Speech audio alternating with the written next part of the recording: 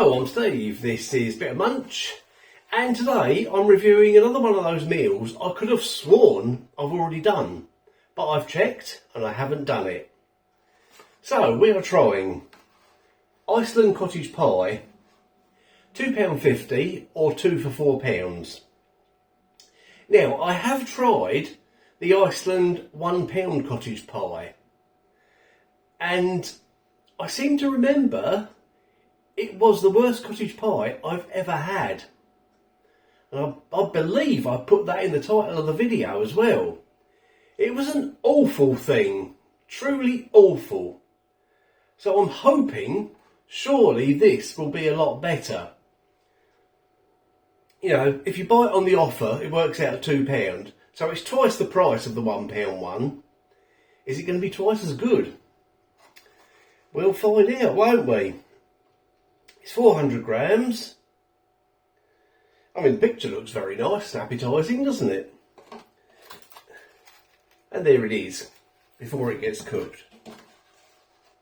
Right, you can do this in the oven or the microwave. If you do it in the oven, it takes 45 minutes, plus the time it takes to heat the oven up. That's going to be nearly an hour. I don't want to wait that long. So 10 minutes in the microwave, that'll do me nicely. And your ingredients. Percentages are potato 46%, beef 22%, doesn't sound bad at all, onion 10%, carrot 5%. I do like a nice bit of carrot in a cottage pie, don't you?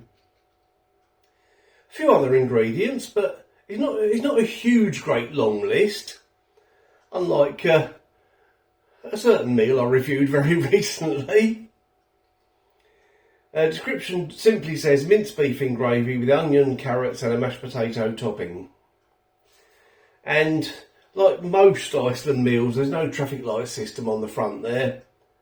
So if you want to have a look at the nutrition, just have a look on the Iceland website. Or I can show you here if you want me to. If you want to pause that and zoom in, you can do.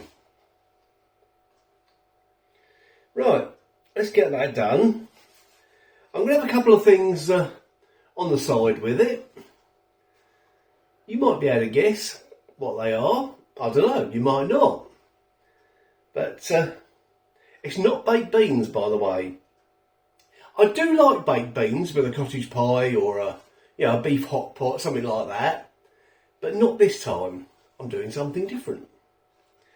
Right, I will pause you and get it prepared. Okay, and there we go. As you can see, I've cut it in half to help it cool down and so you can see what's inside. The sort of the beef and the gravy did sort of burst over the top of the mash quite a bit. I think I managed to serve that up reasonably successfully, and I've got some carrots with it. I had half a carrot left in my fridge, so I boiled that up. And also on the side, a good old slice of bread and butter. Lovely. Now if you're new to my channel and you don't know about my method for getting something like this out of the tray, I will show you. What I do, I get a pair of scissors and cut this side off, loosen it all round the edges, and then just slide it onto the plate. Sometimes it's more successful than others, but I found it's a pretty good method. This does smell good, by the way. It smells very beefy.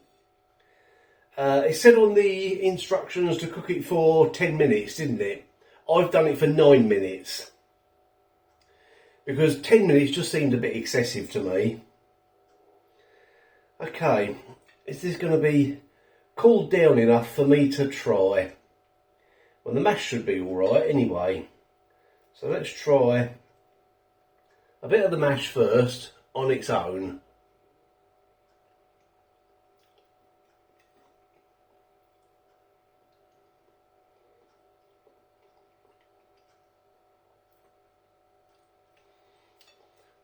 really well seasoned actually.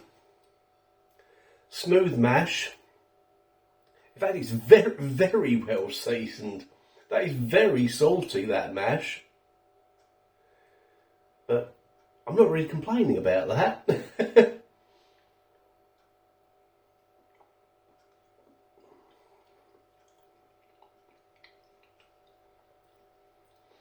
Yeah, and that is proper mash.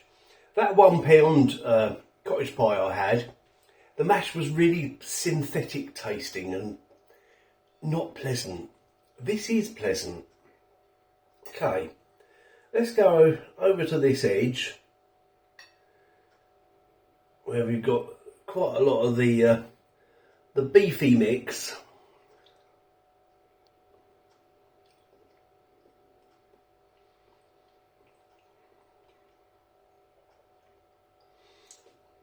Again, very well seasoned, very beefy, very tasty. Where this has burst onto the mash round the edge, almost looks like mashed swede, doesn't it? Or mashed carrot.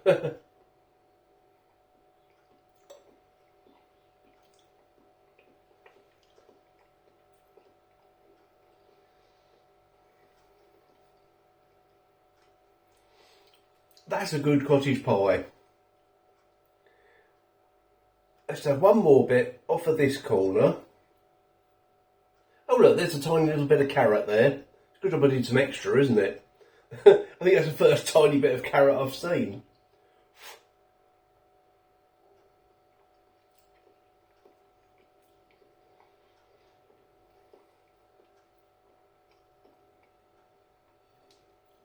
Yeah, that's a good one.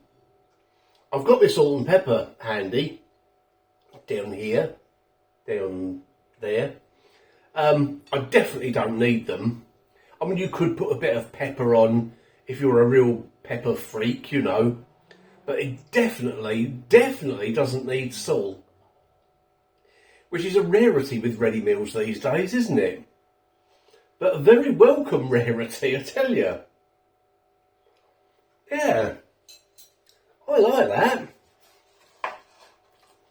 So, Iceland Cottage Pie, £2.50 or 2 for £4 is very good and is not to be confused with the Iceland £1 cottage pie, which isn't very good at all. So yeah, if you go in Iceland fancying a cottage pie, make sure you get this one. It's beefy, the mash is good, it's very salty. You might want to keep an eye on that salt, actually, if you're someone who, you know, is watching their salt levels. I mean, I should be watching my salt levels, but, well. Yeah, that's very nice, very good, very tasty, very enjoyable, very beefy, very salty, very lovely, very... I'll shut up now, shall I? Right, thanks for watching.